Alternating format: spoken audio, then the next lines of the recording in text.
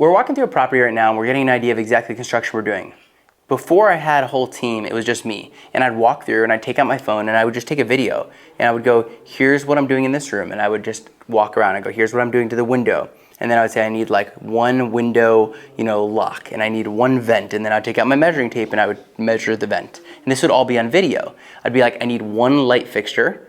And with that light fixture, I'd want to know, okay, I want it hanging 35 inches off the ground and it needs to be a large light fixture. I want this wall painted this color, this wall painted this color, this trim painted this color, this fixed. Then I would go to the next room and I would say in the kitchen, I want this and I want this and I want this.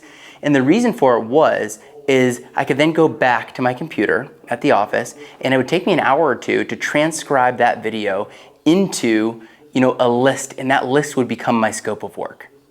That way we actually know what we want to do. See, if you just tell a contractor do this, do this, do this, do this, do this, then we're just hoping it's going to happen. Even if your contractor makes the quote, I want you to have a scope of work. So as we grew and evolved, we had a larger team. So today I have a VA his name is Ron. Shout out to Ron. He's in the Philippines. And we call him our international team. He's amazing. And today the way it works is David and I walk through the property. I say, here's my envisioning for the house. I'm the guy who chooses the style. He's the contractor though. He's head of construction. He then takes a quick video of the room and he says, here's what I want done. That gets sent to Ron. Ron in the Philippines then takes that video, transcribes it into a list, and that's now our scope of work. Once we have the full scope of work for the home, we see what the city needs. That we inlay on top of that. Then we have a home inspection, right? We have the home inspection done, and we take every item in the home inspection by the general home inspector, and we add that into the scope of work. That's what we then present to the contractor, so we know every single thing that needs to be done in a flip. That way there's no if, and, or buts. There's no like, oh, what about this or what about this? And it allows us to get things done the right way. So it's just one of the things we do. I know it's a pretty long explanation, but I think it's really important. If you're going to flip a home, you want to know every single thing that needs to get done. It's going to take time.